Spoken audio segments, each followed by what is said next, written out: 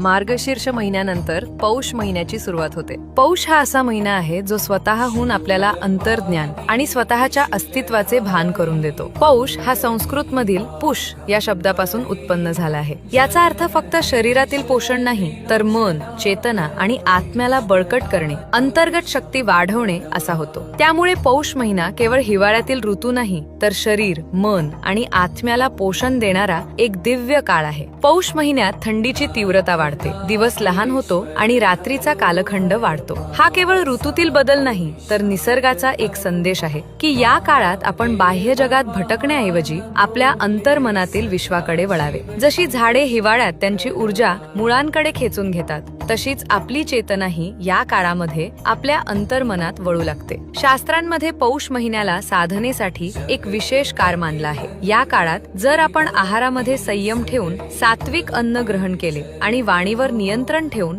अनावश्यक बोलणे टाळले, तर आपली पौष साधना संपन्न होते। या काळात केलेले दानधर्म व मंत्र साधना अधिक फलदायी ठरते, कारण या काळात आपले मन अधिक शांत असते। पौष महिना आपल्याला एक गहन सत्य शिकवतो की अध्यात्म हे केवळ काहीतरी मिळवणे नाही, तर स्वतःला ओळखण्याची एक सजग वाटचाल आहे। जसे एखादे झाड थंडीमध्ये त्याचे सर्व पाने झडवून पुन्हा उमलण्याची तयारी करत असते, त्याचप्रमाणे पौष महिन्यात आपली चेतना नव्या जागृतीसाठी सज्ज होत असते।